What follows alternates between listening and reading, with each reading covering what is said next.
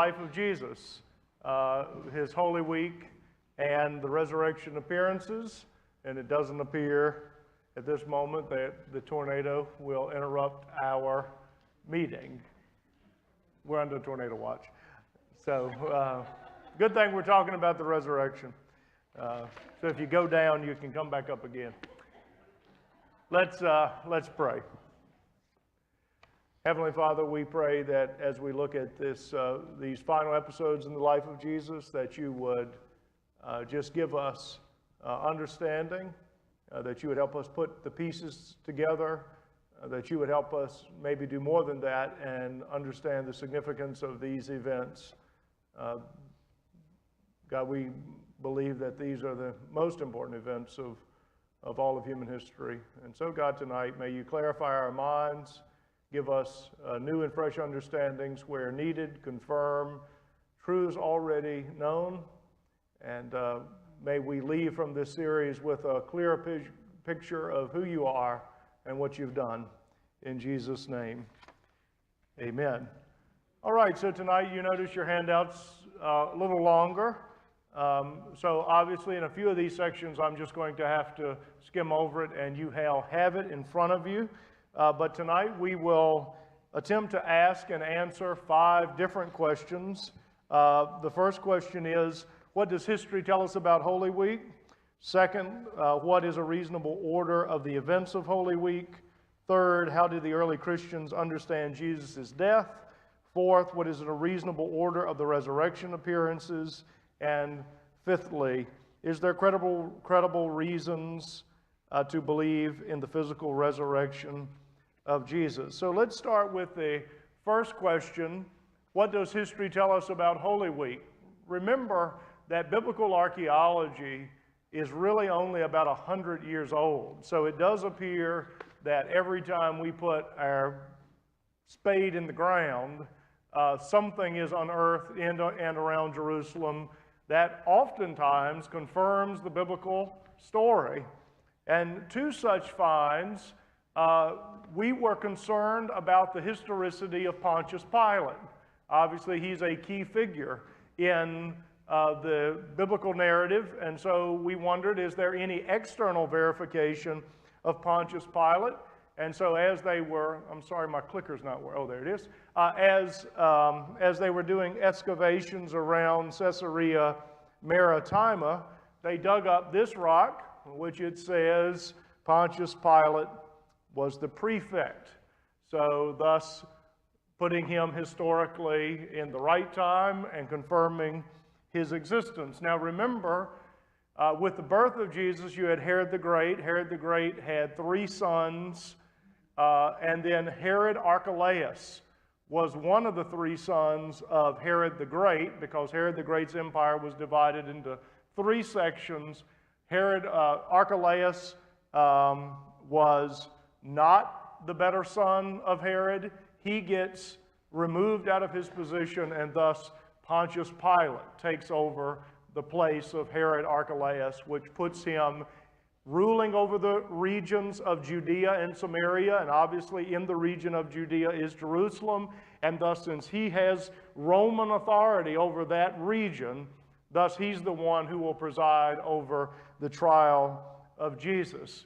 Another find that again is somewhat recent is Caiaphas's ossuary, and actually it is on the end here where we see the name Caiaphas.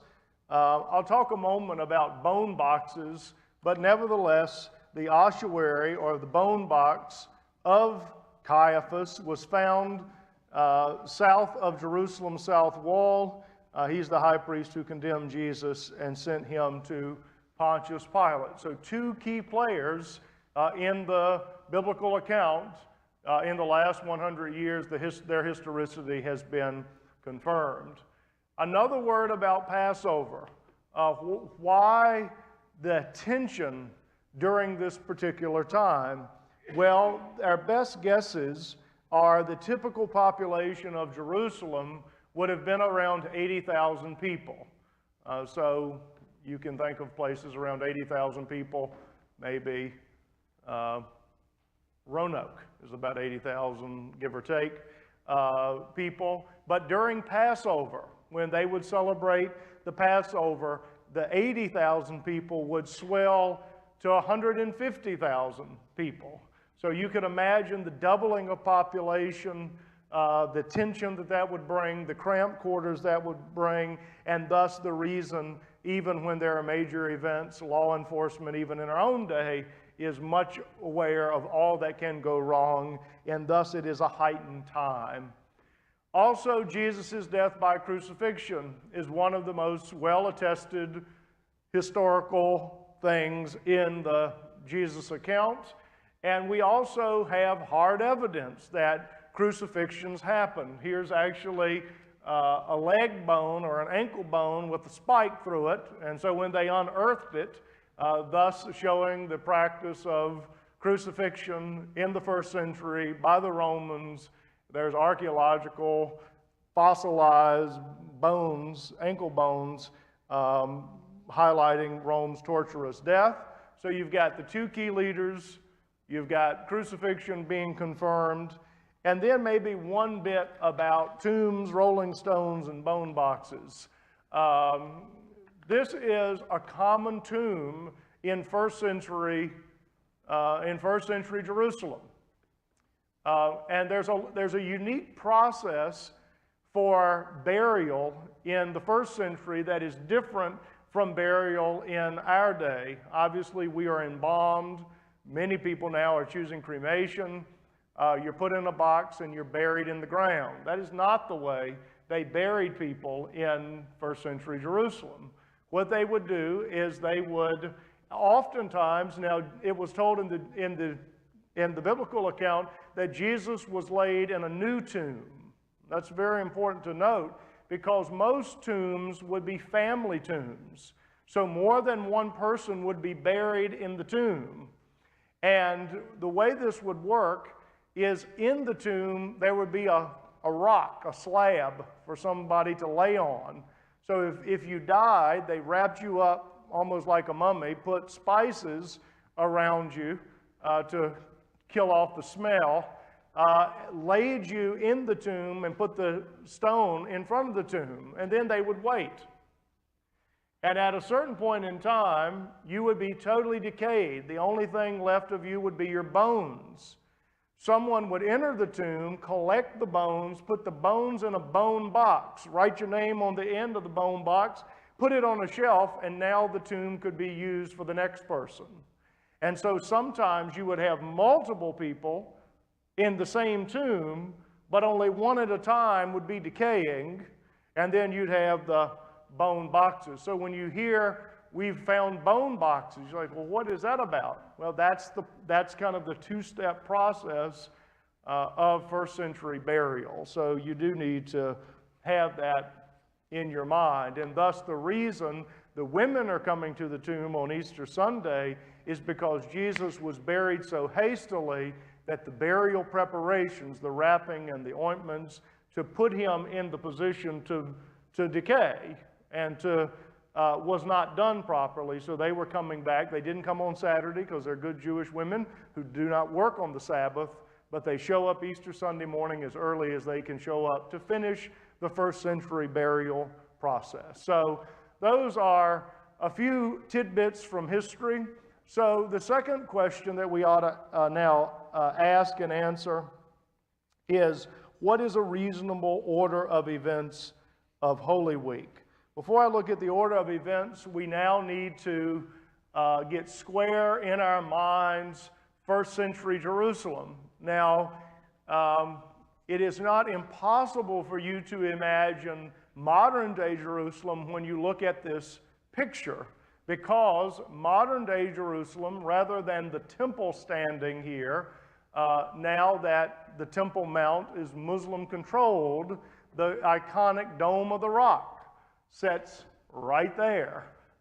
It is a Muslim mosque.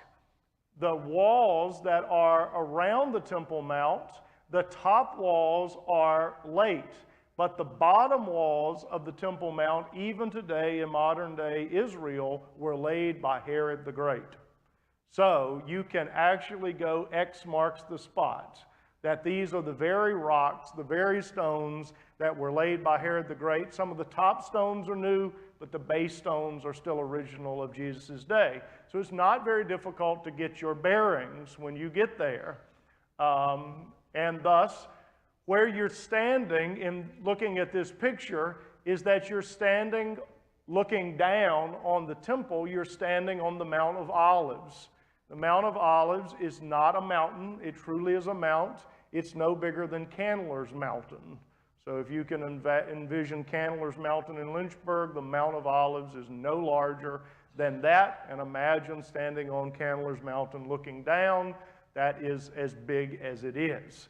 And thus I put a few words up here. I actually did a message series, if you remember last year, called The Last 18 Hours, the Final Hours.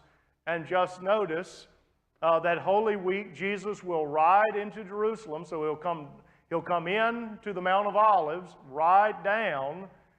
He will get involved in multiple controversies in and around the temple. He'll cleanse the temple. But ultimately, the final dramas of Holy Week will actually occur in this relatively small area. I could personally walk the path of Holy Week, like go to all the locations Jesus went in Holy Week. If I started at 9 o'clock in the morning, I could easily be done by 3 o'clock in the afternoon, no sweat. Okay? So you have to envision this is not a very large area that Jesus is moving around in. It's quite small. And obviously, that's something, if you go there, you think, wow, these are very close together, everything that happens. So the best thing for us to do is now do a reasonable day by day with your handout. So let's begin with Palm Sunday, which is today. And now we celebrated today rather. Jesus, remember last week, Jesus was in Bethany. He was just a few miles from the Mount of Olives, and thus he enters Jerusalem as preparations for Passover week occur. When Jesus enters Jerusalem, by this point in time, if we're right on our chronologies, that Jesus' ministry is 3.5 years. He is well known. He is known for his teaching. He's known for his miracles. He's known for his recent miracle, even the raising of Lazarus. And so when Jesus enters Jerusalem, he really is heralded as a really special person. The people cheer him. He has, for lack of a better expression, celebrity status.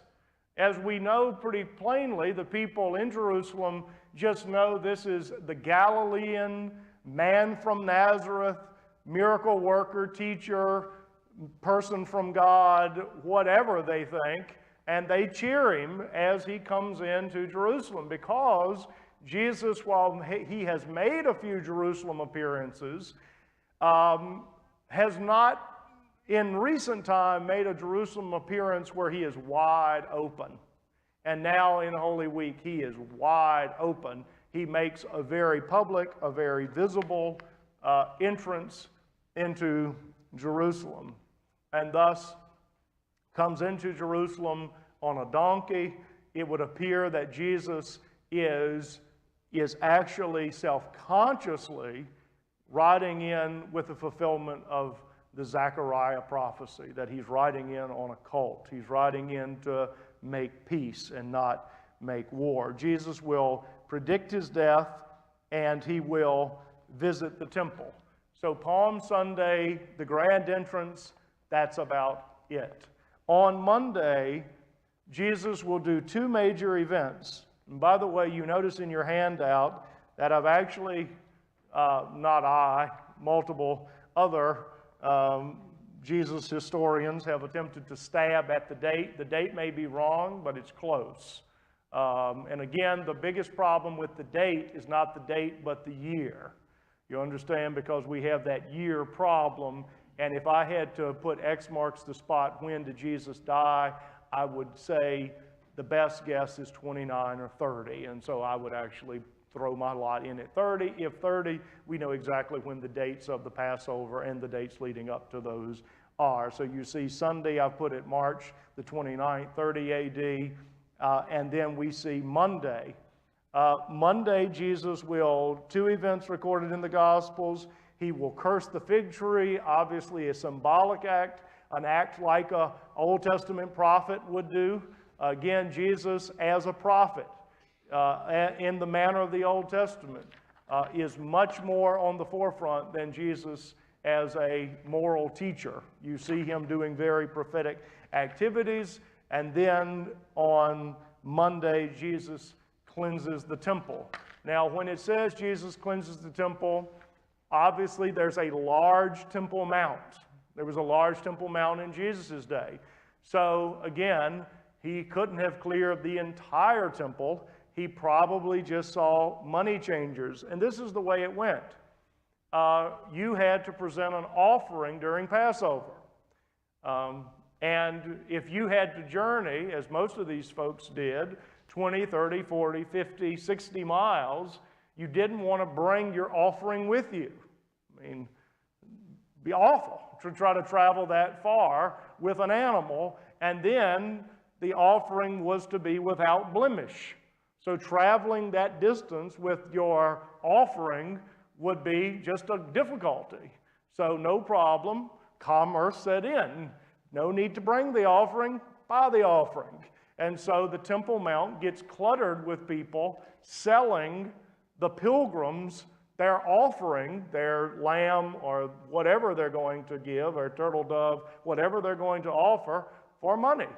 And it becomes a bartering, commerce-driven area all around the tabernacle, the temple. And when Jesus, on Monday, he comes in, drives out the money changers, because he says his famous words, you know, my house shall be called a house of prayer, but you have made it a den of thieves. It's like going to a theme park. Once they've got you in the theme park, they can charge $12 for the soda. And that's kind of the way it was even in first century Jerusalem. And Jesus says, this is all wrong. The whole point of the ritual is being lost in this commerce. May I just say, while we quickly jump over Jesus cleansing the temple, this was probably the event that really got the ire of the religious leaders.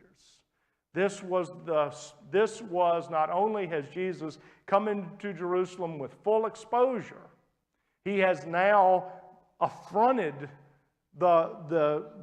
those buying and selling at the Temple Mount. And the religious leaders didn't like him before that.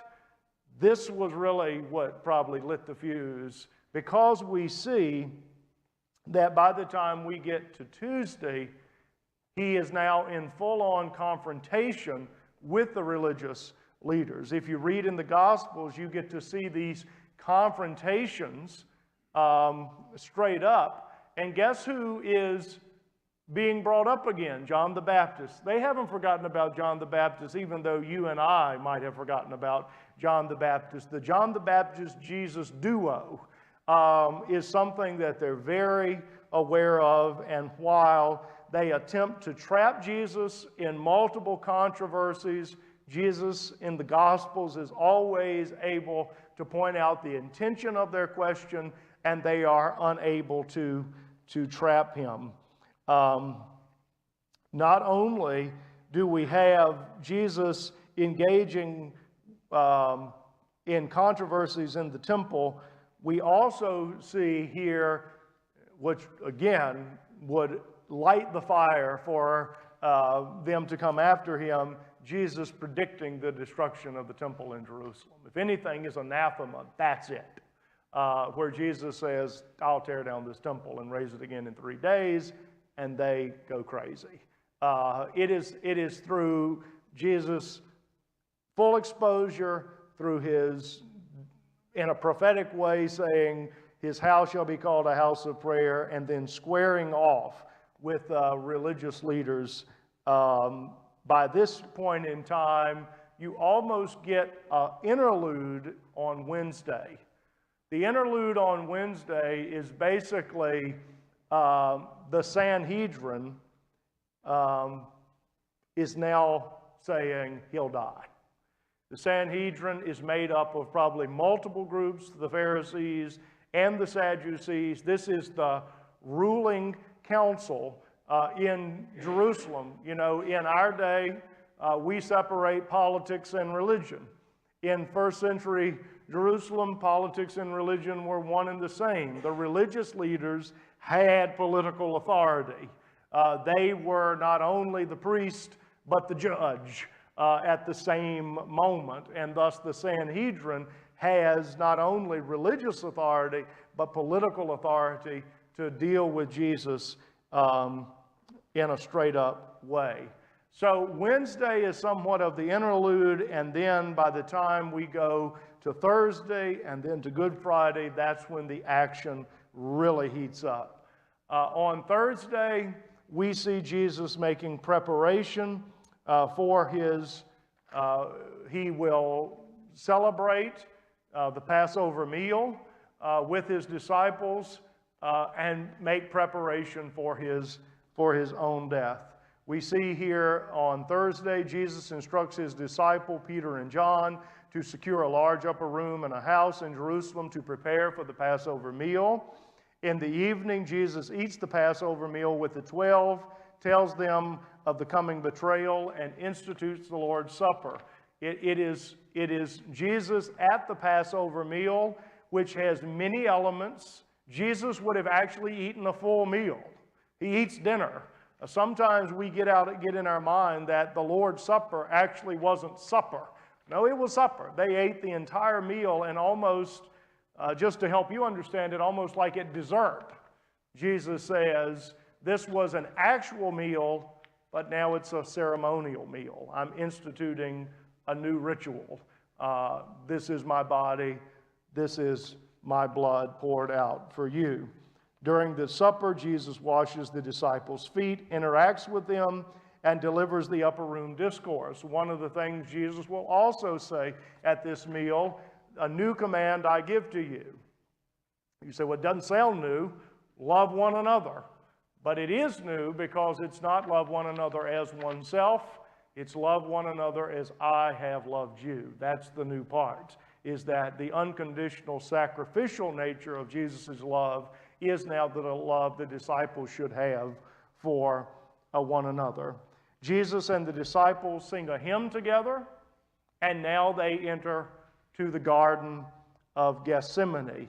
They depart, if you notice, it says they depart to the Mount of Olives. You can stand at the top of the Mount of Olives, or you can be at the base of the Mount of Olives, and at the base of the Mount of Olives is the Garden of Gethsemane. So you got the Mount of Olives, and Gethsemane means olive press.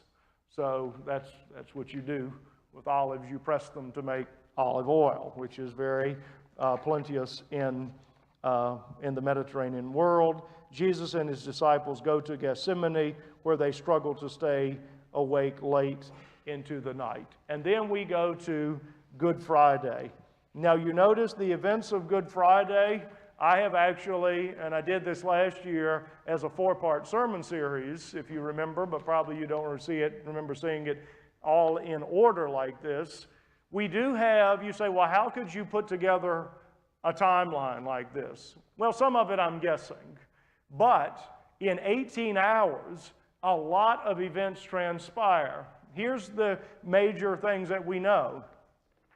Jesus will be crucified at 9 o'clock on Good Friday. He will die by 3 o'clock, and he'll have to be taken off the cross by sundown, because Jewish people don't leave dead people on crosses, especially before the Passover. So you have a lot to box you in, and you got a lot to put on a lot to put in. So when you already know 9 he's crucified, 3 he dies, and he's off the cross by 6, then you just back up the cross and have to put these others in chronological order. So again, I'm going to go quickly through this, but Good Friday actually starts at midnight. You know, most of us are asleep when the day starts. But Good Friday, the day starts at It has to be around midnight, 1 o'clock. And so I'll read these for you quickly.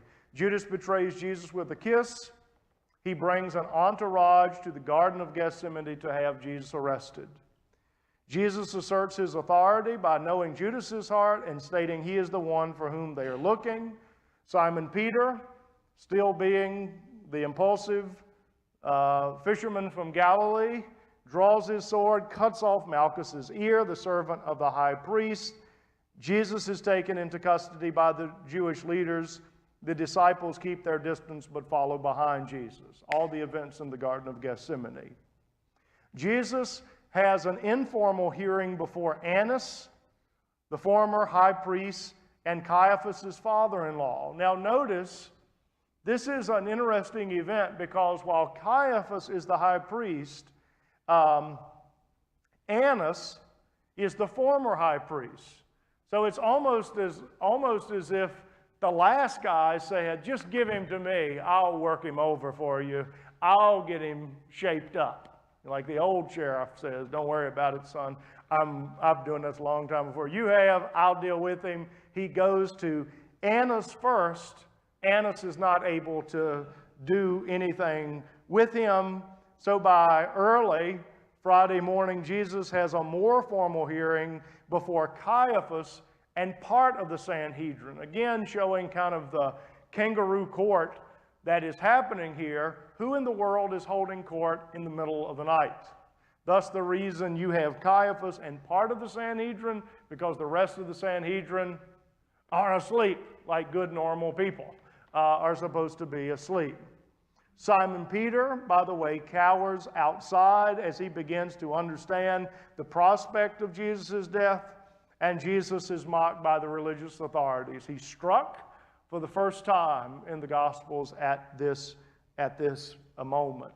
And Simon Peter starts feeling the heat, that things are devolving in really bad ways, and thus as the night lingers on, Simon Peter will deny Jesus on 3 separate occasions. So you see the first time, the second time, the third time. The third time has to be right before the rooster crows or before the rooster crows. So thus, if all this is happening in one night, then at 5 a.m., Simon Peter's giving his third denial. 6 o'clock comes, the rooster crows. The sun is emerging, and now we are starting to be on Friday daylight, even though we've been in Friday all night. 5:55 a.m., literally at daybreak on Friday, the entire Sanhedrin gets together. So evidently they woke them up in the middle of the night, said, look, we're going to meet first thing in the morning. We're going to deal with this Jesus of Nazareth. The final consultation of the full Sanhedrin condemns Jesus to death and sends him to Pontius Pilate. Notice at 6 a.m., Judas, who has sold Jesus out, changes his mind, returns the 30 pieces of silver that he bartered with the religious leaders, and then ends his own life by hanging himself early Friday morning. Now, I'll just note one other thing. Remember, the Jewish authorities had only but so much authority. They could, it appears, stone people, but evidently not crucify people. Crucifixion was something the Romans could do. Jewish people could stone.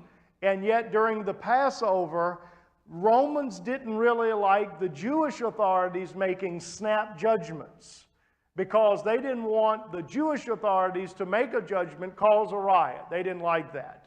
So during the Passover, the Sanhedrin realizes their hands are somewhat cuffed, that they need to make an official ruling and run it up the chain to Rome so that Rome can lay the final blow on Jesus, because they're thinking if we put him to death and Rome doesn't like it, they'll come crush us in the process. So there's a lot of politicking going on even in this Jesus story, while Jewish authorities are trying to work under a Roman authority. Pontius Pilate, you can tell, he's irritated. 6 o'clock in the morning, I see Pontius Pilate like a grumpy old judge Like, why are you waking me up in the morning? I don't care about you people. You come barreling in here wanting me to deal with your Jewish stuff, and I don't care about it. Just stay calm. And so notice what happens. 6:15, Pontius Pilate questions Jesus. He's convoluted at Jesus' answers. He's like, you are a king? And Jesus, everything he says, Pontius Pilate's like, it's too early on Friday morning for me dealing with this. Send him to somebody else who has a sense of how to deal with these people, this Jewish crowd. So who does he send him to? He sends him to Herod Antipas. Herod Antipas, one of the three sons of Herod the Great. Herod Antipas would be the one who had put John the Baptist to death and is intrigued. Remember, even Herod Antipas kind of got tricked into putting John the Baptist to death, and Herod Antipas is somewhat intrigued by these Galilean teachers. And so Herod Antipas seems to be more interested in Jesus doing a miracle for him than actually doing a prosecution. So you get this brief interaction with Herod Antipas. Herod Antipas questions Jesus, sends him back to Pontius Pilate. 7:45 a.m., Pontius Pilate realizes that the crowds are raging to kill Jesus. Again, you can, in some ways, I'm not saying you feel sympathetic to Pontius Pilate, but he's caught up in a mob scene, and so he makes, in some ways, a last-ditch effort to save Jesus. And so he says, at the Passover. Again, Rome tries to play nice with the people of Israel. They issue a pardon for somebody. It's a way of trying to keep the peace. And so Pontius Pilate says, why don't we use the pardon for Jesus? And so he pulls out, if you want to know how the mob thought about Jesus, you have Barabbas and Jesus. Now, both, by the way, they're both going to end up crucified. Barabbas is not going to end up crucified, but they both are looking at a crucifixion. So what is their crime? Listen, Rome did not crucify everybody. Rome crucified one primary type of person, an upstart king, someone that they thought would threaten their authority. So Barabbas was not just a run-of-the-mill thief. He probably was leading some form of revolution against Rome, and thus Pontius Pilate puts these two in front of the crowd. Nevertheless, the crowd refuses. The crowd allows the pardon to go to Barabbas. They say, crucify Jesus. You almost get the sense, even at 8:15, Pontius Pilate is hoping if they can slap Jesus around a little bit, show him some blood, maybe then they'll calm down a bit. So they mock Jesus, put a crown of thorns on his head, thus the idea that Rome thinks he's a revolutionary of some sort, a purple robe, a reed in his hand. They say, "Hail, King of the Jews." He's scourged. It's almost as if with every lash of the whip, the mob does not lessen their intensity, but increase their intensity to want Jesus crucified. Jesus is marched.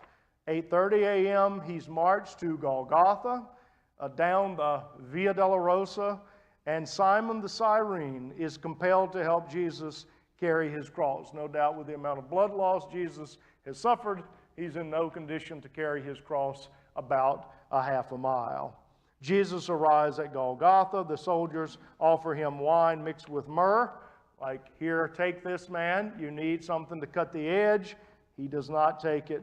9 a.m., Jesus is crucified between two criminals. The Roman soldiers cast lots for his clothes. And notice again, those who pass by mock Jesus on the cross, and a sign is put on the cross, Jesus of Nazareth, the King of the Jews. And then here's the events of the cross. Jesus expresses the words of Jesus, 7 words from the cross. Jesus' first impulse is, "Father, forgive them, for they do not know what they're doing." One of the criminals crucified with Jesus asked him to remember him in paradise. Jesus puts his mother in the care of John the disciple, and then at noon, darkness falls over the land. And one of the most misunderstood, quite frankly, not only misunderstood by the watchers, but misunderstood by our own church-going people, is the famous words of Jesus at noon, my God, why have they forsaken me?" There's multi-leveled misunderstanding here. The first understanding is this is one of the few places in the Gospels that we get Jesus' actual Aramaic words. Eloi, Eloi, lama sabachthani. The New Testament is written in Greek, but you get this transliterated Aramaic all of a sudden popping out. You say, well, now why in the world, since the Gospels aren't written in Aramaic, although Jesus would have more than likely spoken in Aramaic, why give us this then they have to translate it, which is, my God, because the people, when the darkness falls, they don't know Aramaic.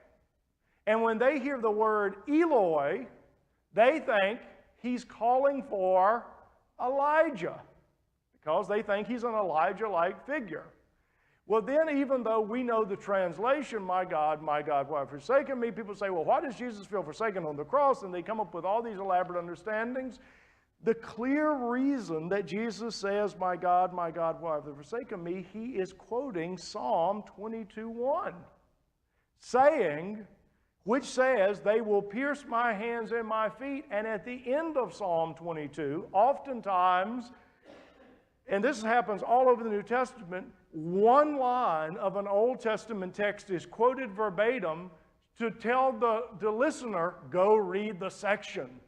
And Psalm 22 is a celebratory psalm at the end of this person who is crushed.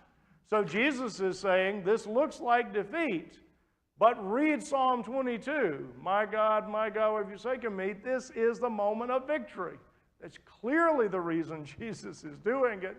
The watchers-by misunderstand. They don't understand Aramaic, and I'm not sure the average churchgoer knows Jesus is making a direct quote of Psalm 22 to set his own crucifixion in context.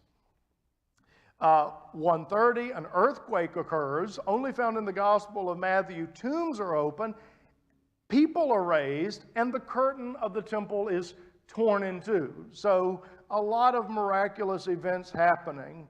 At 2:15 p.m., the Roman centurion, remember the deputies who take Jesus to the cross, look to the cross and say, seeing all of these events transpire, say, certainly this man is the Son of God.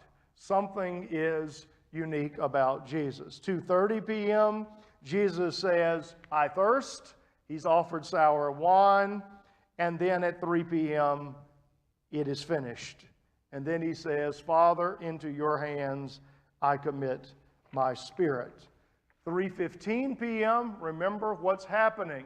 We know from history that some people lived on crosses for up to 7 days, 10 days. They could stay there forever. So thus the reason most people did not die fast on crosses by design. And the only way you die on a cross is not by blood loss, but by asphyxiation. You go tie somebody on the monkey bars like this and leave them, they'll die. Because to breathe, you have to pull up. And thus, that's the way you die. And so some people were robust enough to pull themselves up and down on crosses and last for a week. It's unbelievable, but they could do it, and it's well attested, it appears, documentation of that event. So thus, if you wanted somebody to die quickly on a cross, you break their legs. So they could not pull up. And in a matter of 30 or 40 minutes, if not sooner, less than that, they would be in the down position, have no ability to pull up, and suffocate. So they come to break Jesus' legs, and guess what they notice? He's in the down position. And once you're in the down position, but so long, they know you are dead. just to double check. They pierce his side. They're like, he's dead. If they pierce your side and you're not dead, you let them know. If you are dead and somebody pierces your side, you act like a corpse. You then have 4 p.m. Joseph of Arimathea asked Pilate for the body of Jesus and is granted it. Joseph of Arimathea takes down the body of Jesus, wraps it in a cloth, and lays it in a new tomb. On Holy Saturday, the only thing that happens is the Jewish people guard the post. I will just show you 2 pictures. The old city of Jerusalem, there still is skinny roads. Again, roads have shifted, but they can dig down to the first century road and find the road out of Jerusalem, the Via Dolorosa. So you can literally go put your hand on first century pavement where Jesus would have walked. There are 2 sites in Israel for Jesus' crucifixion. It's debated. There's one section of the wall that may have moved. This is one traditional site, and notice the word Golgotha means skull, Calvarius means skull, and so this, you can see 2 eyes, and I've kind of should have scooted this up a little bit, but it appears, especially earlier pictures, that there is a skull face, which is intimidation. This, to be honest, might be the location. Actually, the more ancient location is this, the Church of the Holy Sepulchre.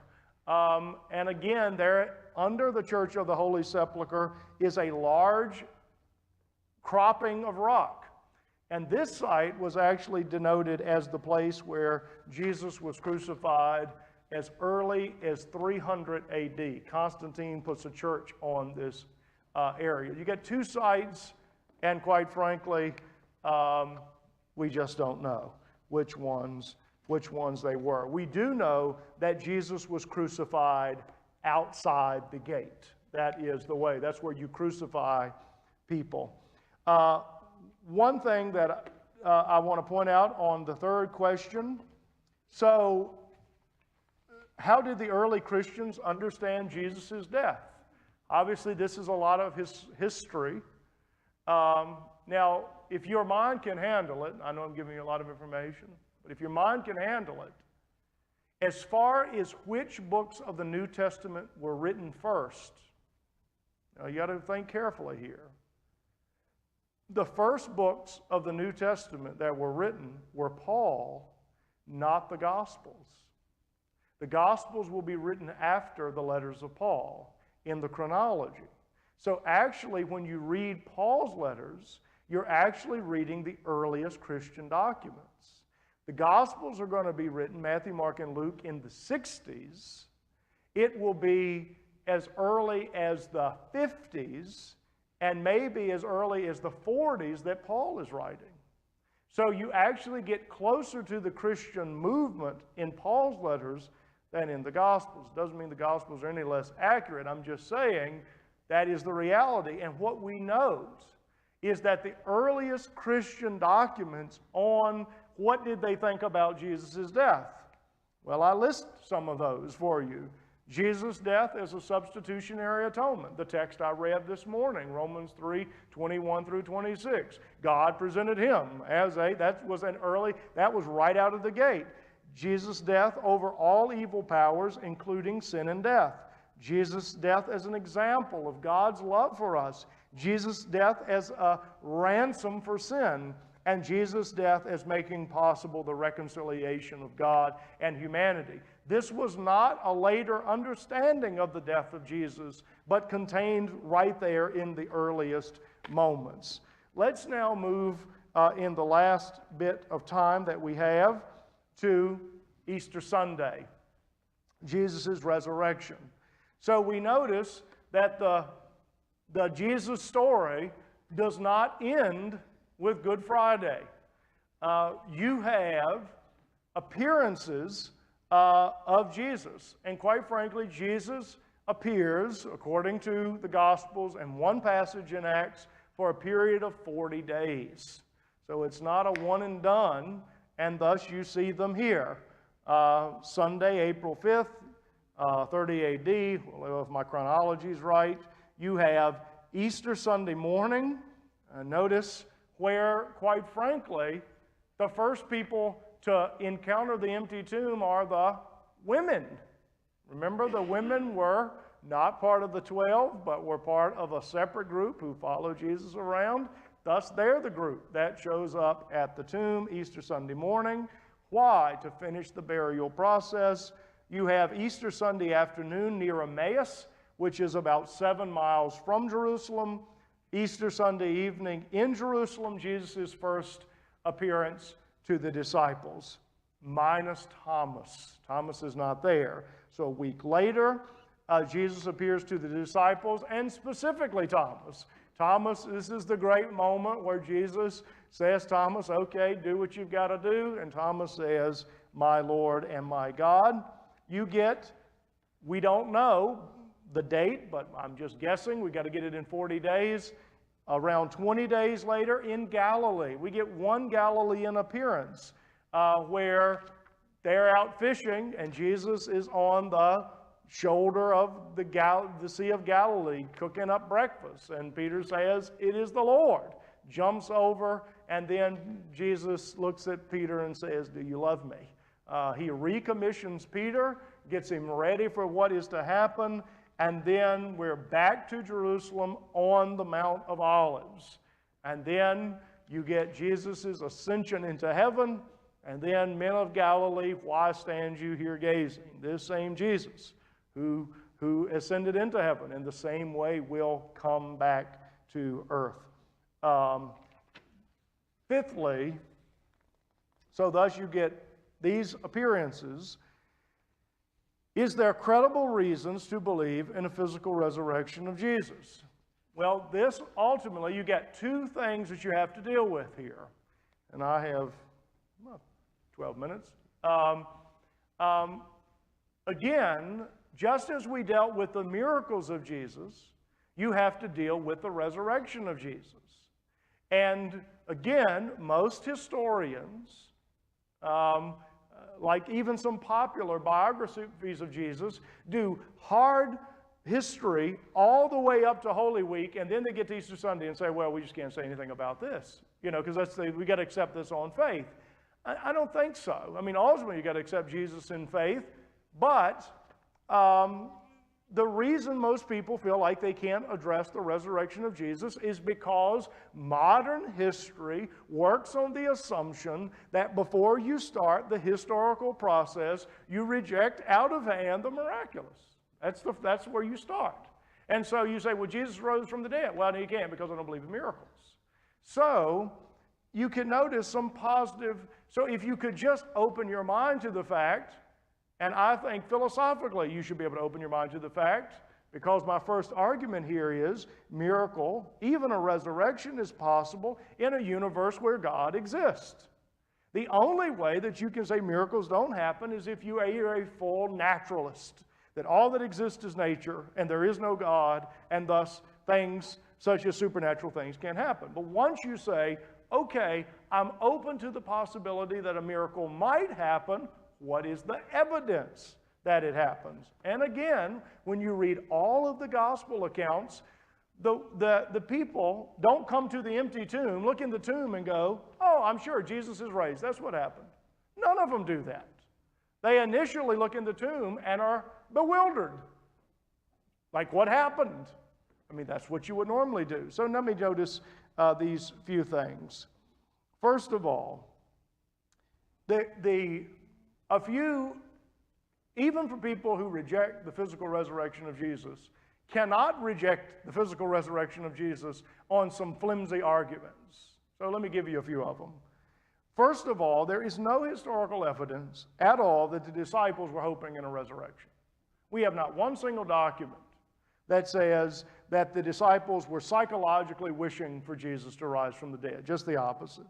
Second of all, and your two people that are the most difficult historically to deal with, James, the brother of Jesus, who does not follow Jesus during Jesus' earthly life, but becomes a follower of Jesus because he says he saw the risen Jesus. You say, well, maybe he's in the family and he started feeling sympathetic to his brother. Then the most difficult person to deal with historically is Saul of Tarsus. A Pharisee, a persecutor of the church, again, becomes Christianity's largest missionary. Why? Because he said he had an encounter with the risen Jesus. Those two people are very hard to domesticate because certainly they didn't have psychological motivation to believe in a resurrection. They had just the opposite. Also, belief in resurrection did not develop later. The belief in resurrection was early, based on eyewitness accounts. Further, the movement began in Jerusalem where Jesus was crucified and there was an empty tomb where he was buried. Most every scholar says the empty tomb in Jerusalem is a given fact of history. And again, where does the Jesus movement begin? In the very place where Jesus was crucified and rose again. So again, it's not like they skipped town, went another place and said, let's restart the Jesus movement over here. No, it was right there in the moment. Also, the central reason given, and quite frankly, the earliest preaching of the church. When you listen to the sermons in the book of Acts of Simon Peter, of Stephen, of Philip, they're not saying, you know, Jesus was such a good moral teacher, we ought to get along and keep his moral teaching alive. No, that's not at all the early preaching of the early church. The early preaching of the church is, you who killed Jesus, but God raised from the dead. That's their message. It's the message that propels the church out of Jerusalem. Is not the moral teaching of Jesus, but his resurrection. And then you would think, well, if Jesus actually is alive, what should you expect? You have then 2,000 years, not this accumulative case here, 2,000 years of church history where many people all over the world have said they've come into a relationship with Jesus of Nazareth, even people like you. So then what you have to do, even though the resurrection is an unlikely event, it's not an impossible event. And there are tons of unlikely events that happen throughout human history. I could give you a ton of those. And then I end with this. There have been, throughout time, and even in the last 50 years, many debates between Christian thinkers and non-Christian thinkers on the resurrection of Jesus. And I will just say the four major counter theories to debunk the resurrection of Jesus have themselves shown that they don't have a lot of explanatory power to make sense of the Christian movement. Number one, the swoon theory. Jesus didn't really die. Well, this is a very poor theory because one of the most well-attested facts of the life of Jesus is that he suffered and died under Pontius Pilate. That's at the top of the list of historical verification. Further, a non-Christian historian actually debunked this theory.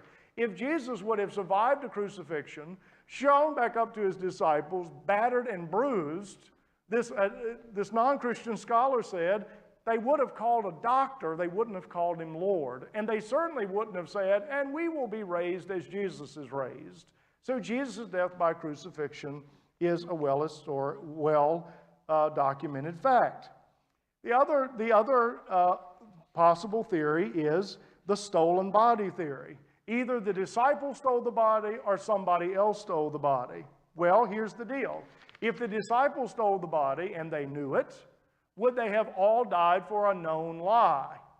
Okay, so that's not probable. And then here again, let's just say, and by the way, the disciples were in no condition to steal the body psychologically. That's not what they were up to.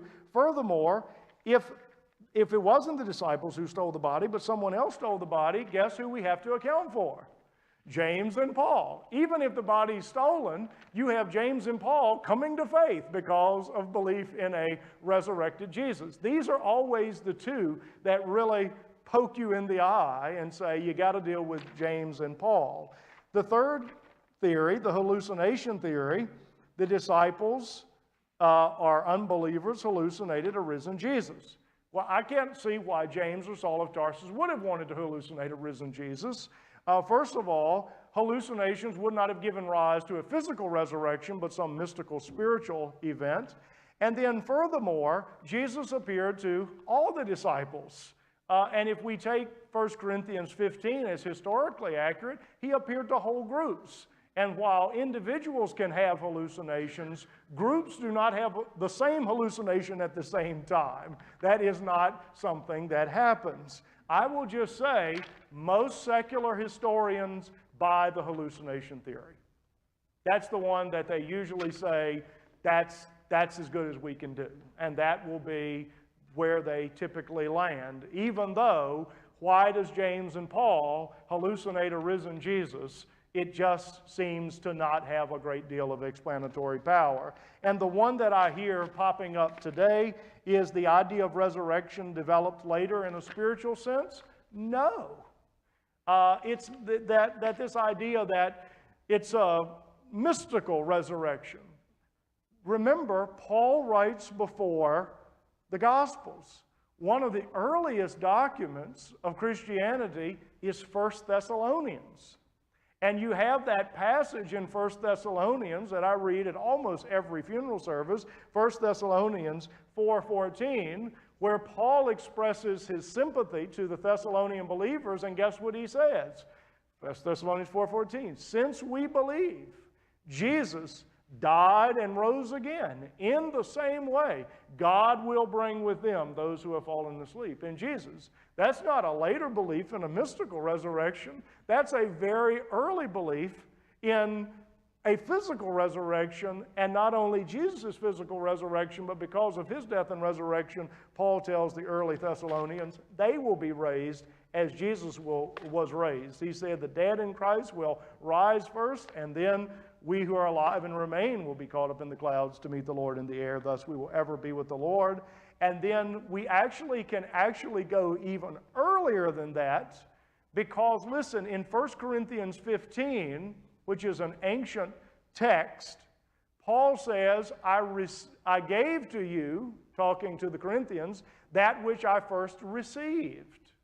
So if Paul is giving something that he's received, then he had to receive it earlier than he got it. You understand? So if you put Corinthians in the 50s, you understand? And then Paul says, and listen, it sounds so Jewish, that Christ died, and was buried and rose again according to the Scriptures. What Scriptures? The Old Testament Scriptures. So you've got Corinthians being written in the 50s. Paul says, I'm giving this to you, but I received it. And I think I could put together a pretty significant chronology here that early creed, Christ was died, buried, and raised according to the Scriptures. That little phrase was probably some of the earliest teaching, and that little phrase probably set almost on top of the Christ event. You understand? And we actually know the earliest preaching of the book of Acts, Simon Peter is talking about how Christ was raised according to the Scriptures. What Scriptures? The Old Testament Scriptures, because the New Testament Scriptures were in process. I end with this. Why is a physical resurrection in Jesus so difficult for people to embrace? It's not because that there isn't rational grounds for believing in such a thing. The issue is if you believe that Jesus died, buried, and rose again, then it fundamentally changes one's worldview. One then must see life doesn't end at a grave, but begin there. That God rules, not you. He sets the rules, you don't. Grace is offered, forgiveness of sins is available, and acceptance of a physical resurrection of Jesus and all that it means requires not for us merely to believe it as just a fact of history, but to believe it as a matter of the heart, because if Jesus is raised, the world is a different place. Death doesn't reign, God does, and He's proven it. And that's the reason, in my opinion, for the resistance. because the rational arguments, although will never be compelling to all people, I think the biggest reason for the resistance is what people would have to change in their hearts if this message were true. And thus, for those who have accepted the message, they do live and think about the world in a different way. Whatever you think of Jesus, he's the most influential man of Western civilization. And he may be that because he's actually God in the flesh who died for our sins and rose again. And because of his life and his teachings and his death and his resurrection, life as we know it is very different. So, my time is up. I'll be available for questions. God bless you.